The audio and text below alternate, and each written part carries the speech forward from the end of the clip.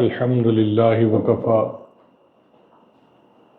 وسلام علی عبادہ الذین اصطفیٰ اما بعد اعوذ باللہ من الشیطان الرجیم بسم اللہ الرحمن الرحیم وما محمد الا رسول قد خلت من قبلہ الرسل سبحان ربک رب العزت عما یصفون وسلام علی المرسلین والحمد للہ رب العالمین اللہم صلی علی سیدنا محمد وعلی آل سیدنا محمد وبارک وسلم۔ جب سیدنا ابراہیم علیہ السلام نے بیت اللہ کی تعمیر کی تو اللہ نے فرمایا اے میرے ابراہیم اب مجھ سے مانگو، کیا مانگتے ہو؟ کیونکہ دستور یہ ہے کہ مزدور جب مزدوری کرتا ہے تو اس کو اجرت دی جاتی ہے۔ تو سیدنا ابراہیم علیہ السلام نے جواب دیا یا اللہ میں آپ سے دنیا کا مال و منال نہیں مانگتا، میں آپ سے دنیا کا فضل و کمال نہیں مانگتا، میں ایک چیز مانگتا ہوں کہ مجھے آمنہ کا لال دے دے۔ چنانچہ نبی علیہ السلام نے فرمایا کہ میں اپنے دادا ابراہیم علیہ السلام کی دعا کی تصدیق بن کے دنیا میں آیا ہوں۔ اب دعا مانگنے والے ابراہیم خلیل اللہ، اس پر آمین کہنے والے اسماعیل ذبیح اللہ، جو عمارت بنی اس کا نام بیت اللہ، اور جس جگہ پر اس کا تذکرہ ہے اس کا نام ہے کلام اللہ، اور جو دعا کا نتیجہ بن کے آئے ان کا نام ہے محمد رسول اللہ صلی اللہ علیہ وسلم۔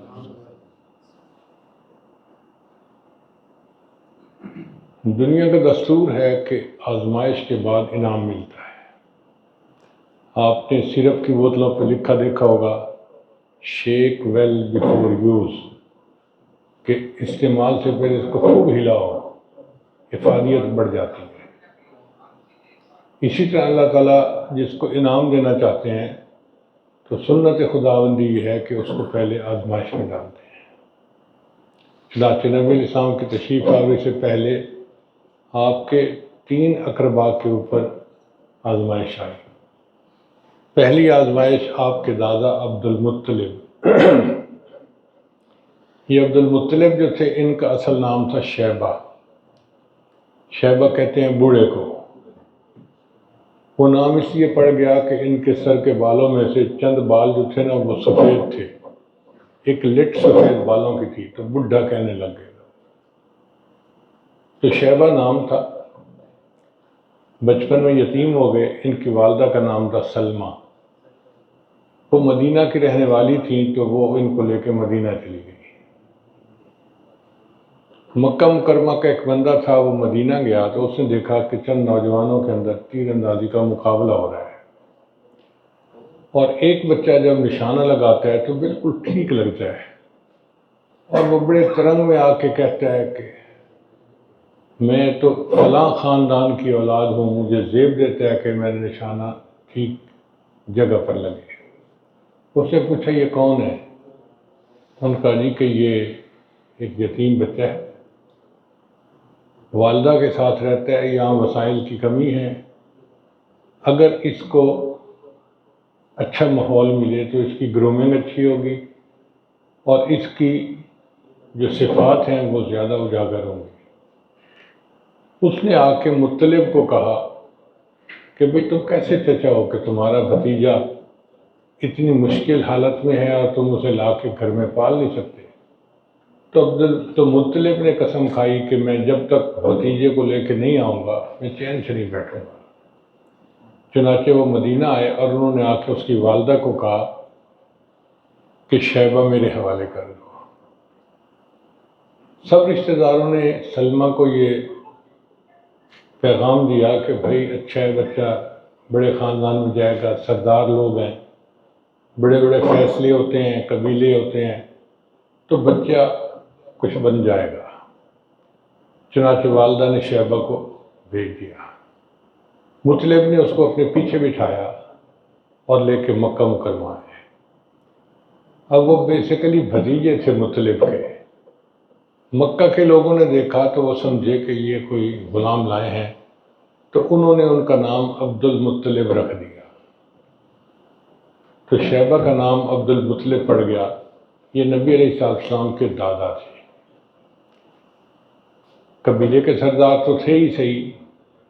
ایک اور اچھا کام ہوا کہ انہوں نے سنا تھا کہ بھئی کسی زمانے میں یہاں زمزم کا کنواں تھا، وقت کے ساتھ بند ہو گیا، تو وہ اب پتہ نہیں کہاں ہے. نوجوان تھے، انہوں نے کدال بنوایا اور جگہ توڑنی شروع کر دی. ساری زمین پتھریلی تھی. صبح سے لے کے دوپہر تک وہ دھوپ کے اندر پتھر توڑتے رہتے، کچھ نہ ملتا، کچھ نہ ملتا. عبد المطلب بہت زیادہ پریشان تھے، تو انہوں نے منت مانی کہ میرے 11 بیٹے ہیں، اگر مجھے زمزم مل گیا تو میں ایک بیٹے کو اللہ کے نام پہ قربان کر دوں گا. اللہ کی شان، ایک دن عبد المطلب نے جو جگہ کھودی تو نیچے سے زمزم کا کنواں جاری ہو گیا. اب عربوں کے لیے یہ ایک بگ بریکس تھا، کیونکہ پانی تو وہاں تھا نہیں. اب پانی مل گیا تو لوگ بہت خوش ہو گئے. لوگوں نے فیصلہ کیا کہ جب اس نے اتنا لینڈ مارک کام کیا ہے تو کیوں نہ ہم بیت اللہ کی ولایت جو ہے وہ اس کے حوالے کر دیں. یوں عبد المطلب بیت اللہ کے والی بھی بنے، پنجی بردار بھی بن گئے. قبیلے کے سردار تو پہلے تھے، اب وہ بیت اللہ کے والی بھی بن گئے. پھر ان کو خیال آیا کہ میں نے تو قسم بائی ہوئی تھی کہ میں ایک بیٹے کو قربان کروں گا، تو انہوں نے بیٹے کے نام قرہ ڈالا. ان کے ایک بیٹے تھے عبداللہ، بہت خوبصورت تھے اور بہت صفات والے تھے، ان کا نام نکلا.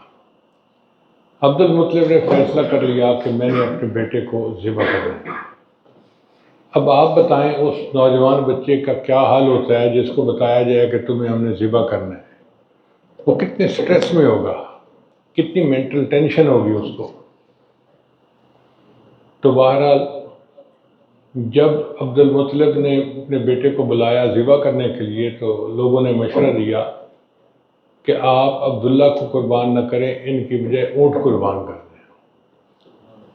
چنانچہ عبد المطلب نے اپنے بیٹے اور اونٹوں کے درمیان قرعہ ڈالا، میں عبداللہ کو قربان کروں یا 10 اونٹوں کو.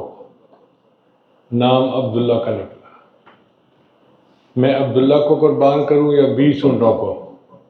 نام عبداللہ کا نکلا. کرتے کرتے جب انہوں نے نیت کی کہ میں عبداللہ کو قربان کروں یا 100 اونٹوں کو، اب نام اونٹوں کا نکل آیا. چنانچہ عبد المطلب نے 100 اونٹوں کی قربانی دی، اور یوں حضرت عبداللہ جو تھے ان کو اللہ نے زندگی عطا فرمائی. تو جن 3 اقرباء کے اوپر آزمائش آئی ان میں ایک تھے حضرت عبد المطلب اور دوسرے تھے حضرت عبداللہ جو نبی علیہ السلام کے والد گرامی تھے. حضرت عبداللہ کی شادی مکہ مدینہ طیبہ کی ایک عورت تھی جس کا نام تھا آمنہ، اس کے ساتھ ہوئی. شادی کے چند ماہ بعد وہ امید سے ہو گئی. مدینہ کے لوگ تجارت کے لیے شام جایا کرتے تھے. چنانچہ جب لوگ شام جانے لگے تو گھر والوں نے مشورہ دیا کہ عبداللہ آپ بھی چلے جائیں.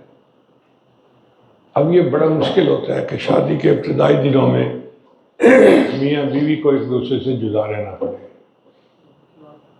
تو حضرت عبداللہ بہت ذہنی ٹینشن میں تھے، اور جو بی بی آمنہ تھی وہ ان سے زیادہ پریشان تھیں کہ میرے ہسبینڈ میرے سے اتنے عرصے کے لیے دور چلے جائیں گے.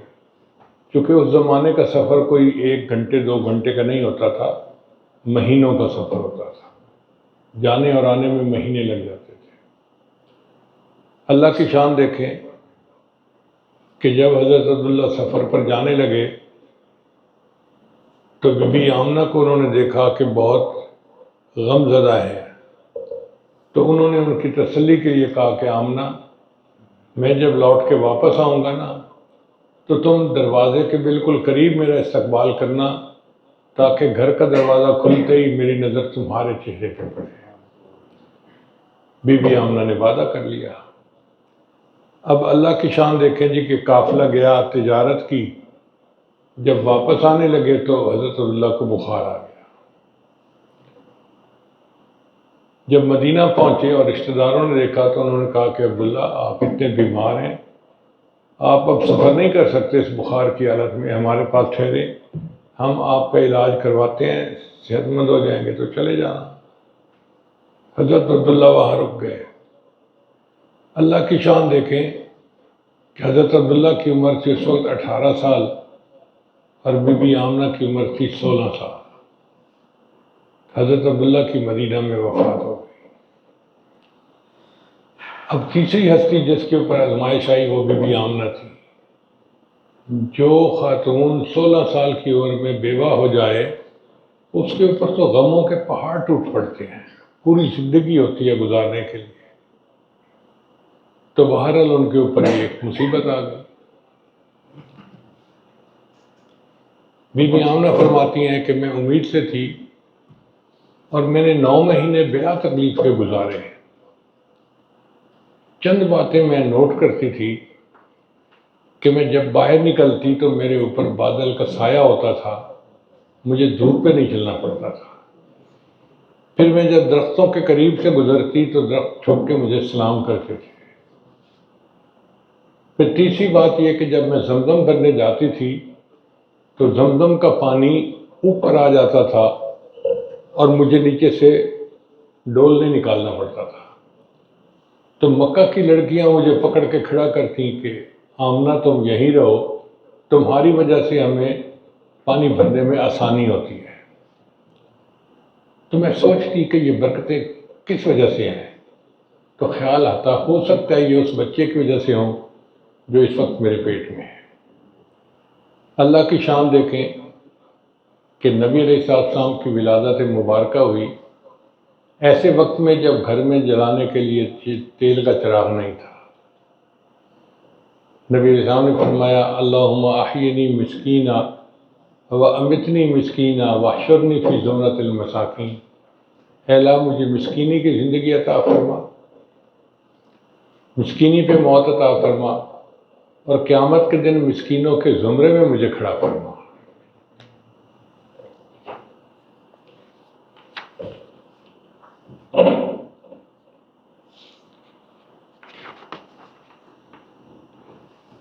شاعر نے کہا خلیل اللہ نے جس کے لیے حق سے دعائیں کی، ذبیح اللہ نے وقت ذبح جس کی التجائیں کی، جو بن کے روشنی پھر دیدہ یعقوب میں آیا، جسے یوسف نے اپنے حسن کے رنگ میں پایا، کلیم اللہ کا دل روشن ہوا جس ذو فشانی سے، وہ جس کی آرزو بھڑکی جواب لن ترانی سے، وہ جس کے نام سے داؤد نے نغمہ سرائی کی، وہ جس کی یاد میں شاہ سلیمان نے گدائی کی، دل یحییٰ میں ارماں رہ گئے جس کی زیارت کے، لب عیسیٰ پہ آئے واز جس کی شان رحمت کے، وہ دن آیا کہ پورے ہو گئے تورات کے وعدے، خدا نے آج ایفا کر دیے ہر بات کے وعدے، مبارک ہو کہ ختم المرسلین تشریف لے آئے، جناب رحمت للعالمین تشریف لے آئے۔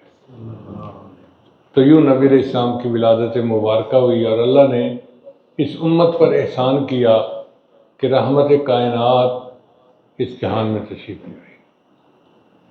مکہ مکرمہ کے لوگوں میں ایک بات تھی کہ وہاں پر قافلے بہت آتے تھے اور زمزم کی وجہ سے وہاں رکتے تھے، وہ ایک جگہ بن گئی تھی جیسے ایک فوکل پوائنٹ ہوتا ہے، ہر آنے جانے والا قافلہ وہاں رکتا تھا۔ اب ان قافلے والوں میں کوئی بیمار ہے یا کسی کو کوئی وائرس ہے یا کوئی اور مسئلہ ہے تو چھوٹے بچوں پہ اثر زیادہ ہوتا تھا۔ تو مکہ کے لوگ چاہتے تھے کہ ہمارے بچے ان بیماریوں سے پاک رہیں، چنانچہ وہ چھوٹے بچوں کو دیہات میں بھیج دیتے تھے پرورش کے لیے۔ ایک تو یہ کہ بیماری سے بچے رہیں گے، اور دوسرا یہ کہ ان کی جو عربی زبان ہے اس میں کسی اور زبان کا لفظ شامل نہ ہو جائے۔ چنانچہ طائف کے علاقے کی 10 خواتین تھیں جو نکلیں کہ ہم مکہ مکرمہ جا کے اپنی گود میں بچے کو لے کے آتی ہیں۔ ان میں ایک عورت تھی جس کا نام تھا حلیمہ. اس کے پاس ایک اونٹنی تھی اور ایک گدھی تھی، مگر دونوں جانور کمزور تھے. وہ عورتیں چلیں، باقی عورتوں کی سواری آگے نکل جاتی، حلیمہ کی سواری پیچھے. کرتے کراتے عورتیں تنگ ہو گئیں. آخری منزل پہ انہوں نے کہا کہ حلیمہ، آپ کی سواری تو بہت سست ہے اور کم چلتی ہے، ہمیں موقع دو، ہم مکہ مکرمہ چلی جاتی ہیں اور تم پھر بعد میں آ جانا. ان کا بہت اچھا. چنانچہ عورتیں مکہ مکرمہ آئیں اور انہوں نے پھر جو امیر زادوں کے لڑکے تھے یا بچیاں تھیں ان کو اپنے پاس لے لیا.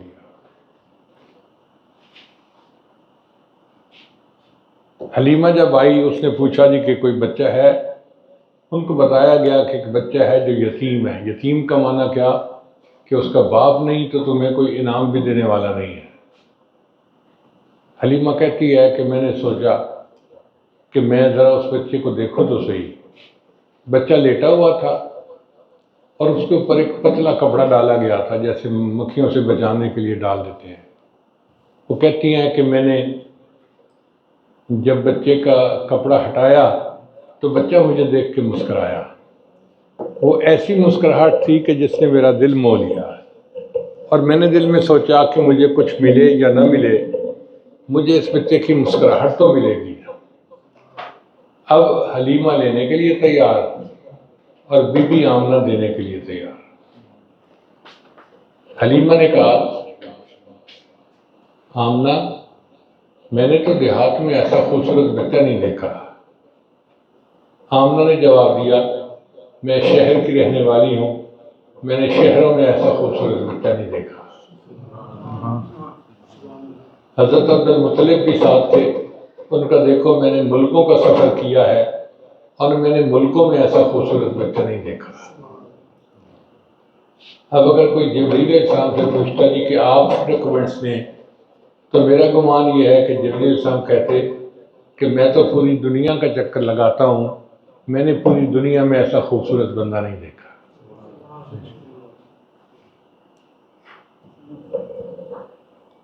چنانچہ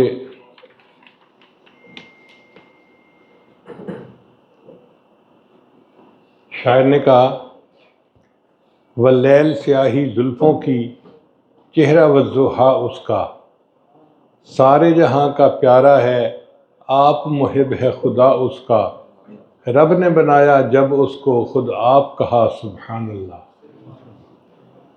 یہ اللہ کے پیارے حبیب تھے جو اس دنیا میں تشریف لے آئے. اللہ تعالیٰ اپنی خدائی میں یکتا اور ہمارے آقا محمد مصطفی میں یکتا.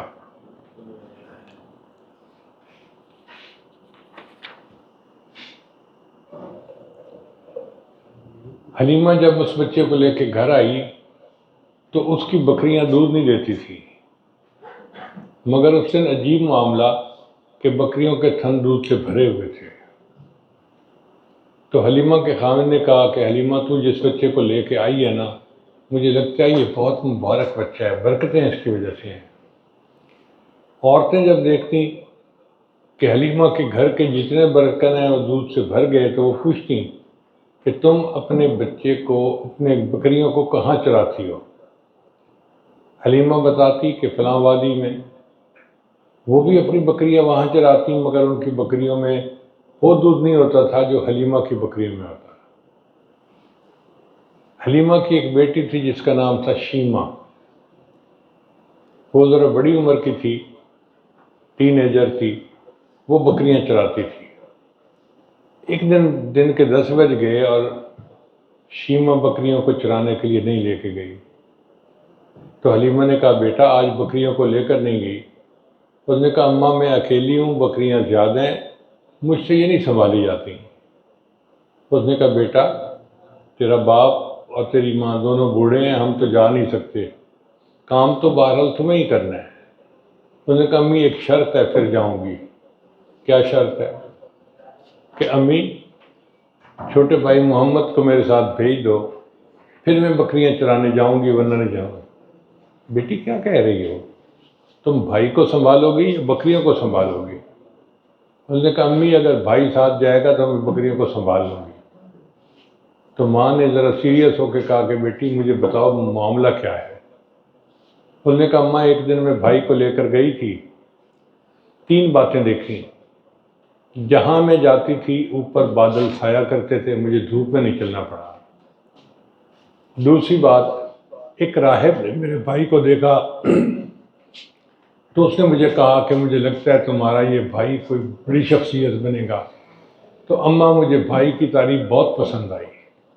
اور تیسری بات یہ کہ اماں جب میں وادی میں پہنچتی تھی تو میں تو بھائی کو لے کے گود میں بیٹھ جاتی تھی اور میری بکریاں جلدی جلدی گھاس چر کے آ کے ساتھ بیٹھ جاتی تھیں، پھر باقی وقت میں اور بکریاں اس بھائی کا چہرہ دیکھتی رہتی تھیں۔ تو اللہ رب العزت نے آپ کو ایسا حسن و جمال عطا فرمایا تھا۔ اس پر کسی شاعر نے یوں کہا، حلیمہ میں تیرے مقدراں تو صدقے، تو مدنی دا جھولا جھلیندی بھی ہوسیں، اے انگلی نہ پا کے تو ویڑے دے اندر، خدا دے سجن نو ٹریندی بھی ہوسیں، نی عرشاں دا چن ہے کھلاونا بھی جس دا، تو اس بے مثل نو کھڈیندی بھی ہوسیں، نوا کے دھوا کے تے سرما بھی پا کے، تو تھوڑی ہلا کے ہسیندی بھی ہوسیں، زمانے دی تتیاں ہواواں دے کولوں، نبوت تے پھل نو لکیندی بھی ہوسیں، نی سونے دا مکھڑا نورانی نورانی، تو تکدی تے رہی ہیں چمیندی بھی ہوسیں، کدی نال تیرے نزاکت سونا۔ کبھی ایسا موقع آ جاتا ہے کہ بچہ اپنی ماں سے روٹھ جاتا ہے، ناز کرتا ہے، اس پر وہ کہتے ہیں کدی نال تیرے نزاکت سونا، رسدہ بھی ہوسی منیندی بھی ہوسی۔ وہ کیا گھڑی ہوگی کہ بچہ روٹھتا ہوگا اور حلیمہ تو مناتی ہوگی۔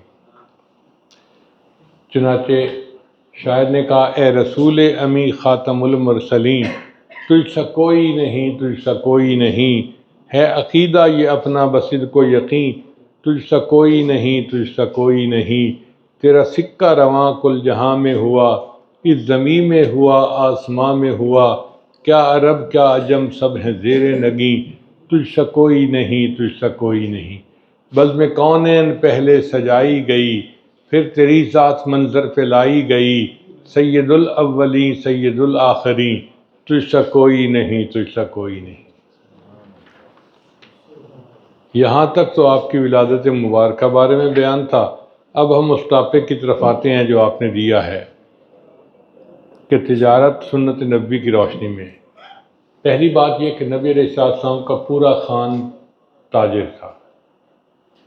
بنو ہاشم جو تھے نا سب تجارت کرتے تھے، بلکہ کتابوں میں لکھا ہے کہ ان میں سے ایک نے شاہ ہرقل کے ساتھ معاہدہ کیا تھا، ایک نے نجاشی کے ساتھ، ایک نے کسریٰ کے ساتھ، تو مختلف ملک کے بادشاہوں کے ساتھ انہوں نے معاہدے کر کے راستے کا امن مانگا تھا اور تجارت کی فیسلٹی مانگی تھی۔ چنانچہ اللہ تعالیٰ نے قرآن مجید میں تذکرہ کیا، لإیلاف قریش ایلافہم رحلۃ الشتاء والصیف فلیعبدوا رب ھذا البیت الذی اطعمہم من جوع وآمنہم من خوف۔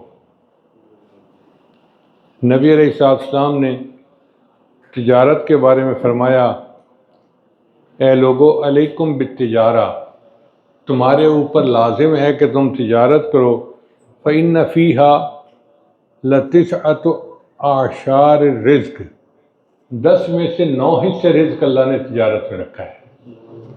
یعنی اگر 10 حصے رزق ہے انسان کا تو اس میں سے 9 حصے اللہ نے تجارت میں رکھا ہے، 1 حصہ باقی کاموں میں رکھا ہے۔ نبی علیہ السلام نے خود بھی تجارت فرمائی۔ چنانچہ ایک خاتون تھی جس کا نام تھا خدیجہ، بہت مالدار خاتون تھی، اور لوگ اس سے شراکت پر مال لے کے جاتے تھے اور شام سے واپس آتے تھے۔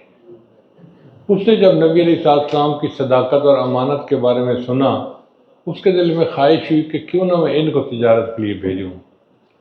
نبی علیہ السلام نے اپنے بڑوں سے جو مشورہ کیا، جو گھر کے بڑے تھے، تو انہوں نے بھی کہا کہ ہاں آپ چلے جائیں۔ چنانچہ نبی علیہ السلام اس وقت اپنے چچا ابو طالب کی پرورش میں تھے۔ انہوں نے مشورہ دیا کہ بیٹے چلے جاؤ، فائدہ ہو جائے گا تو گھر کا گزارا اچھا ہو جائے گا۔ تو نبی علیہ السلام نے اس سے پیسہ لیا.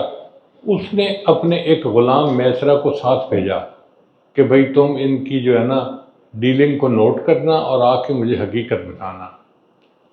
نبی علیہ السلام کو اس وقت یہ پتہ نہیں تھا کہ یہ بندہ اس نے سی آئی ڈی کے طور پر میرے ساتھ بھیجا ہے. آپ صلی اللہ علیہ وسلم تشریف لے گئے اور آپ نے جا کے تجارت کی. مال پرایا تھا مگر امانت اپنی تھی، دیانت اپنی تھی، صداقت اپنی تھی. یہ وہ صفات تھیں کہ جس نے پرائے مال پہ آپ نے استعمال کیا اور آپ کو منافع دگنا ہوا. جتنا لوگوں کو منافع ہوتا تھا اس سے دگنا منافع ہوا.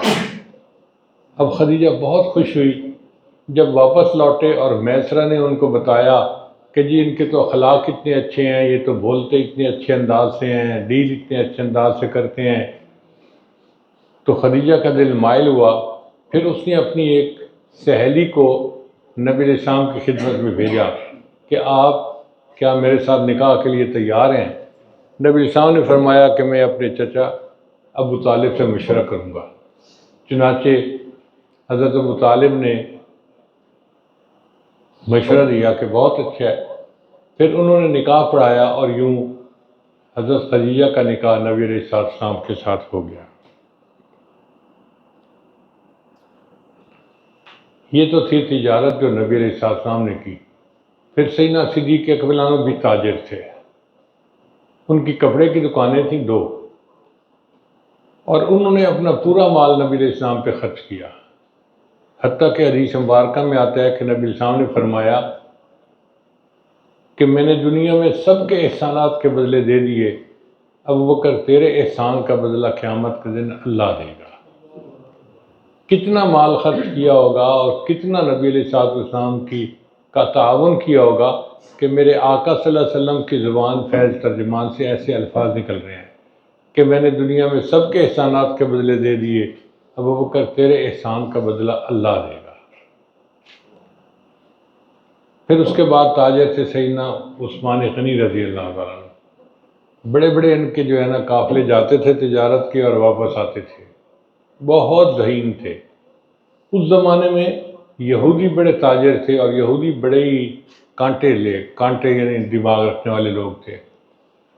ایک کنواں تھا جس کا پانی ایک یہودی بیچا کرتا تھا.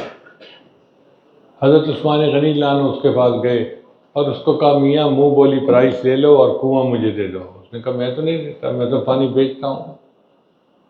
حضرت عثمان غنی اللہ عنہ اس سے بڑے تاجر تھے. انہوں نے اس کو کہا کہ دیکھو بھائی آپ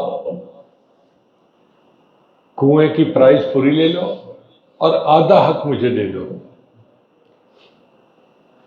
یہودی کہنے لگا یہ تو بڑی اچھی بات ہے کہ پرائس پوری لے لوں اور حق آدھا دوں.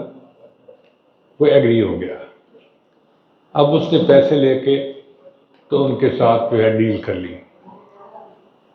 جب ڈیل پکی ہو گئی تو عثمان غنی اللہ عنہ نے اعلان کروایا کہ دیکھو بھئی ایک دن یہودی نے پانی نکالنا ہے، ایک دن میں نے نکالنا ہے، اور جس دن میں نے پانی نکالنا ہے وہ دن مسلمانوں کے لیے فری ہے. اب جب لوگوں کو ایک دن فری پانی مل رہا ہے تو وہ دوسرے دن کیوں لیں گے جب پیمنٹ کرنی پڑے. چنانچہ سارے لوگ ایک دن پانی بھرتے اور دوسرے دن جو تھے وہ وقفہ کر لیتے، پھر اسے اگلے دن بھرتے. نتیجہ کیا نکلا کہ یہودی آیا اور آ کر کہنے لگا جی کہ آپ پورا کنواں ہی مجھ سے لے لیں. یوں عثمان غنی عنہ نے کنواں لے کے مسلمانوں کے لیے وقف کر دیا. ایک مرتبہ عثمان غنی عنہ نے گندم منگائی. جب گندم کی بہت شارٹیج تھی، یہودی جو تھے تاجر وہ آئے اور انہوں نے آ کے کہا کہ جی دیکھیں آپ جو قیمت خرید ہے نا اس سے دگنی ہم دینے کو تیار ہیں، آپ ہمیں دے دیں. فرمایا نہیں. ایک نے کہا میں 3 گنا دیتا ہوں، کہ نہیں. ایک نے کہا میں 4 گنا دیتا ہوں، نہیں. بڑھتے بڑھتے ایک نے کہا میں 10 گنا دیتا ہوں. اب یہ عجیب بات ہے کہ 1 روپے کی چیز 10 روپے میں کوئی خریدے. آپ نے فرمایا نہیں. تو ایک یہودی نے کہا کہ آخر 10 روپے کے بدلے بھی نہیں دے رہے، وجہ کیا ہے؟ ان کا وجہ یہ ہے کہ میرے پاس ایک بائر ہے جو 1 کے بدلے مجھے 70 دیتا ہے اور 700 دیتا ہے.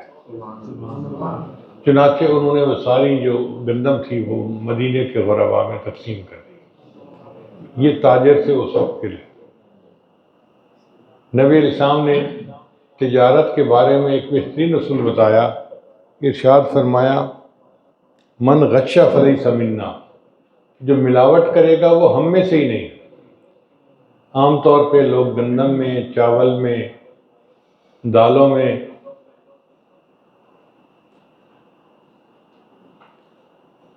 اور اس قسم کی جو باقی چیزیں ہوتی ہیں ان میں ملاوٹ کر لیتے ہیں، تو نبی علیہ السلام نے اس سے منع فرما دیا، اس لیے کہ ملاوٹ کرنے والے کو بعد نبی علیہ السلام نے فرمایا کہ یہ ہم میں سے ہی نہیں، یعنی اس کو قیامت کے دن نبی علیہ السلام کی شفاعت نہیں ملے گی جو چیزوں میں ملاوٹ کرے گا۔ پھر نبی علیہ السلام نے فرمایا التاجر الصدوق الامین مع النبیین والصدیقین والشہداء، قیامت کے دن جو سچ بولنے والا تاجر ہوگا وہ انبیاء، صدیقین اور شہداء کے ساتھ ہوگا۔ آپ اندازہ لگائیے کہ وہ کوئی تصویر پڑھنے والا بندہ نہیں ہے، وہ تجارت کرنے والا ہے، مگر سچ کی تجارت کا اللہ کے ہاں مرتبہ اتنا ہے کہ اللہ تعالیٰ قیامت کے دن اس کو انبیاء، صدیقین اور شہداء کے ساتھ کھڑا فرمائیں گے۔ امام ابو حنیفہ رحمۃ اللہ علیہ بھی تاجر تھے، ان کے ریشمی کپڑے کی دکان تھی اور بہت مشہور ان کے واقعات ہیں۔ ایک بات ذہن میں رکھیں کہ بعض لوگ یہ سوچتے ہیں جی کہ ہم تو بھلائی کریں گے، لوگ ہمارے ساتھ بھلائی نہیں کرتے۔ بھئی اگر لوگ بھلائی نہیں کرتے تو اللہ تو ہے، اوپر نیلی چھت تو ہے، اللہ بھلائی کرے گا۔ میں ایک آخری واقعہ سنا کے بات کو سمیٹتا ہوں۔ حاصل پور کا ایک آدمی تھا جو اسکول ٹیچر تھا۔ اس زمانے میں ایک اسکیم چلی گورنمنٹ کی کہ گولڈن شیک ہینڈ، کہ جو بندہ اپنی ریٹائرمنٹ پہلے لے لے گا اس کو پیسے ملیں گے۔ چنانچہ اس کو 16 لاکھ روپے مل گئے، اور وہ خود بھی ٹیچر تھا اور اس کی بیوی بھی اسکول ٹیچر تھی۔ اس نے کہا سوچ میں کام کر لوں گا کوئی۔ اس کے ایک دوست کو پتہ چل گیا کہ اس کے پاس 16 لاکھ روپے ہیں، وہ پیچھے پڑ گیا کہ انویسٹمنٹ آپ کرو، میں محنت کروں گا اور جو پروفٹ آئے گا وہ ہم آپس میں ڈیوائڈ کر لیں گے۔ اس نے بیوی سے مشورہ کیا، بیوی نے کہا دیکھو پوری دولت پہ رسک لینے کی جو ہے نا ضرورت نہیں ہے، تم آدھے پیسے دے دو اور آدھے اپنے پاس رکھو، کیونکہ یہ پیسے تو ہمارے بچوں کے ہیں، بڑے ہوں گے تو ہم ان کی شادیاں کریں گے، گھر بار بنائیں گے۔ چنانچہ انہوں نے 8 لاکھ اس کو دے دیے۔ اب وہ بندہ ہر مہینے کی پہلی تاریخ کو آتا اور اس کو چیک دے جاتا۔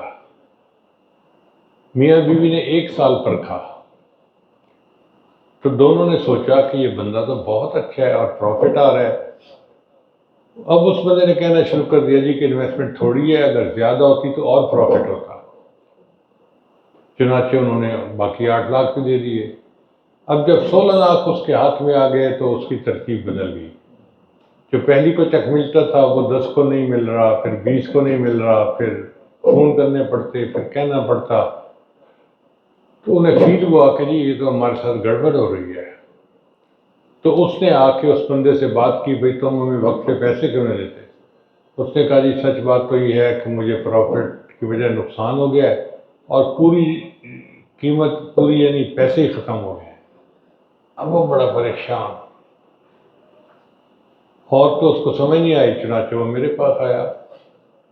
اب جب میرے پاس آیا تو روتا جا رہا ہے، آنکھوں سے آنسو ٹپ ٹپ گر رہے ہیں۔ میں نے اس سے کہا کہ دیکھو بھائی اگر آپ کا مسئلہ رونے سے حل ہوتا ہے تو تھوڑی دیر میں بھی ساتھ بیٹھ کے رو لیتا ہوں، اور اگر کوئی بات بتاؤ گے اور میں اس کا جواب دوں گا اس طرح حل ہوتا ہے تو پھر آپ رونے پہ قابو کرو اور مجھے مسئلہ بتاؤ۔ اس نے بتایا جی کہ میرے ساتھ زیادتی ہوئی اور میں اپنے 16 لاکھ جو ہے وہ ضائع کر بیٹھا ہوں، اور میرے اندر احساس جرم ہے کہ میں نے بچوں کا پیسہ کیوں ضائع کر دیا، مجھے گلٹی فیل ہوتی ہے۔ میں نے کہا مجھے یہ بتاؤ کہ رزق کہاں پہ ہے؟ کہنے لگا جی آپ بتائیں۔ میں نے کہا اللہ قرآن مجید میں فرماتے ہیں وَفِي السَّمَاءِ رِزْقُكُمْ، تمہارا رزق تو آسمانوں میں ہے. تو جب ہمارا رزق آسمانوں میں ہے تو کوئی کیسے روک سکتا ہے؟ ایک روٹ بند ہوگا، اللہ دوسرے روٹ سے دے دیں گے. اب میرا مشورہ یہ ہے کہ جاؤ اور بیوی سے مشورہ کر کے وہ کام کرو جس میں انویسٹمنٹ نہیں چاہیے. وہ گھر گیا، جا کے اس نے بیوی سے مشورہ کیا تو بیوی نے اسے مشورہ دیا کہ گاؤں کے لوگ ہیں، ان کو فرٹیلائزر کی ضرورت ہوتی ہے اور ان کو کوئی سمجھ نہیں لگتی کہ فرٹیلائزر کون سا ہے کون سا نہیں ہے. تو ہم اگر فرٹیلائزر کمپنی والوں کے پاس جا کے لے کے آئیں بیگ اور ان کو دیں اور اپنا مارجن رکھ لیں تو ہمارا کام بغیر انویسٹمنٹ کے چل پڑے گا. چنانچہ وہ ایک کمپنی کے پاس آیا، اس نے جا کے ان کو بتایا کہ جی میں اسکول ٹیچر رہا ہوں اور یہ ہے وہ ہے. تو دانا بینا بندہ تھا، اچھی شخصیت تھی، اس کی پرسنالٹی تھی. انہوں نے اس کو 10 بیگ دے دیے. اس نے آ کے 10 بیگ لوگوں میں بیچے اور پیسے واپس لوٹا دیے. پھر 10 بیگ کے بعد 20 بیگ ہو گئے، پھر 30 بیگ ہو گئے، پھر 100 بیگ ہو گئے، حتیٰ کہ 100 سے 200 300 500. پھر ایک دن اس نے کہا جی کہ مجھے پوری گاڑی آپ دے دیں. تو مینیجر نے کہا جی کہ کمپنی تو نہیں اس بات کو مانتی، میں اپنے رسک پہ آپ کو دیتا ہوں، چونکہ آپ اچھے بندے ہیں، آپ لے جائیں، پیسے واپس کر دینا. اس نے گاڑی لی اور آ کے دیہات کے اندر لوگوں میں دیے اور پیسے واپس لوٹا دیے. یوں اللہ کی شان دیکھیں کہ اس کا کام چل پڑا. 3 سال کے بعد اس کے کاروبار میں اللہ نے اتنی برکت ڈالی کہ میرے پاس آیا اور مسکرا رہا تھا. میں نے ان کا نام لے کے کہا کہ آج آپ بڑے مسکرا رہے ہیں. کہنے لگے حضرت میں کیا بتاؤں، 16 لاکھ میرے ضائع ہوئے تھے اور آج 16 کروڑ کی پراپرٹی کا میں مالک ہوں. یوں اللہ تعالیٰ تجارت میں برکت عطا فرماتے ہیں اور بندے کا ہاتھ پکڑ لیتے ہیں. اب میں آپ کو ایک ایسی بات بتاؤں گا، مجھے امید ہے آپ میں سے بہت کم لوگوں نے سنی ہوگی.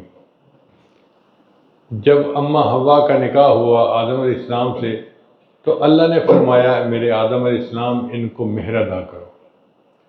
حضرت آدم علیہ السلام حیران کہ بھئی میں مہر کیا ادا کروں. تو پوچھا یا اللہ میں کیا مہر ادا کروں. تو اللہ نے فرمایا کہ میرے آخری پیغمبر جو دنیا میں تشریف لائیں گے وہ میرے محبوب ہیں، تم ان پر ایک دفعہ درود شریف پڑھ دو، یہ مہر ہو جائے گا. تو آدم علیہ السلام نے جواب دیا یا اللہ مجھے پہلے ہی اندازہ تھا کہ یہ آپ کی بڑی محبوب شخصیت ہے. میرے آدم علیہ السلام کیسے پتہ تھا؟ اللہ میں نے جنت کے دروازے پہ دیکھا تو لا الہ الا اللہ محمد رسول اللہ لکھا ہوا تھا.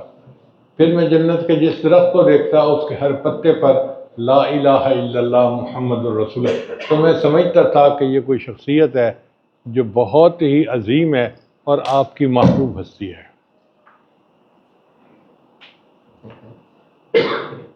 اب نبی علیہ السلام کی ایک آخری بات سن کے بات مکمل کرتا ہوں کہ نبی علیہ السلام نے فرمایا یا معاشر التجار، اے تاجروں کی جماعت، ان ھذا البیع یحظرہ اللغو والحلف، کہ تم جب اپنی تجارت کرتے ہو نا تو تمہیں ضرورت سے زیادہ باتیں کرنی پڑتی ہیں اور قسمیں اٹھانی پڑتی ہیں. فصوبوہ بالصدقہ، تمہیں چاہیے کہ اس کی کمپنسیشن کرو صدقہ کے ذریعے سے. یعنی جب تم اللہ کے راستے میں صدقہ کرو گے تو وہ جو ڈیل کے اندر اونچ نیچ چھوٹی سی ہے اللہ اس کو معاف کر دیں گے اور تمہارے گناہ دھل جائیں گے. تو دعا ہے کہ اللہ تعالیٰ ہمیں نبی علیہ السلام کی سنت کی روشنی میں تجارت کرنے کی توفیق عطا فرمائے اور ہمارے تجارت میں رزق میں اللہ برکتیں عطا فرمائے، عزت میں برکتیں عطا فرمائے. اللہ تعالیٰ کو کائنات کے خزانوں کا مالک ہے. وآخر دعوانا ان الحمد للہ رب العالمین. دعا کر لیجیے. سبحان ربی العلی الوہاب اللہم صلی علی سیدنا محمد وعلی آل سیدنا محمد وبارک وسلم. اے رب کریم ہم آپ کے عاجز مسکین بندے ہیں، ہمارے گناہوں کو معاف فرما، خطاؤں سے درگزر فرما، عیبوں کی پردہ پوشی فرما. اللہ بچہ پریشان ہوتا ہے ماں باپ کی طرف دوڑتا ہے اور بندہ پریشان ہوتا ہے تو پروردگار کی طرف لوٹتا ہے. اے بے کسوں کے دستگیر، اے ٹوٹے دلوں کو تسلی دینے والے، اے خالی جھولیوں کو بھر دینے والے، میرے مالک ہم نے بھی جھولیاں پھیلائی ہیں اپنی رحمت سے انہیں بھر دیجئے۔ اے کریم آقا، ہم گناہ نہیں کرنا چاہتے، کیا کریں کہ ہمارا نفس ہمارا ہے اور شیطان بدبخت پیچھے لگا ہے۔ اللہ اس نفس کو نفس مطمئنہ بنا دیجئے اور شیطان بدبخت سے ہمارا پیچھا چھڑا دیجئے۔ جس طرح آپ نے آسمان کو زمین پر گرنے سے روک دیا، شیطان کو ہم پہ مسلط ہونے سے روک دیجئے۔ کریم آقا، ہم جائیں تو کہاں جائیں، نہ ہمارے پاس روپ ہے نہ رنگ ہے، نہ یار کو منانے کا ڈھنگ ہے، ہم کریں تو کیا کریں، ہٹ ہٹ کے نگاہیں آپ ہی کی طرف اٹھتی ہیں۔ آپ ہماری بے بسی بے کسی پر رحم فرما لیجئے، ہماری بیچارگی پہ ترس کھا لیجئے۔ ہمیں تو مانگنا بھی نہیں آتا، اللہ ہمیں بن مانگے عطا فرما دیجئے۔ اللہ آپ نے قرآن مجید میں فرمایا وَأَمَّا السَّائِلَ فَلَا تَنْهَرْ، سوالی کو انکار نہ کرو۔ جب ہم کمزوروں کو حکم ہے ہم سوالی کو انکار نہ کریں، اے اللہ ہم بھی تو آپ کے در کے سوالی ہیں۔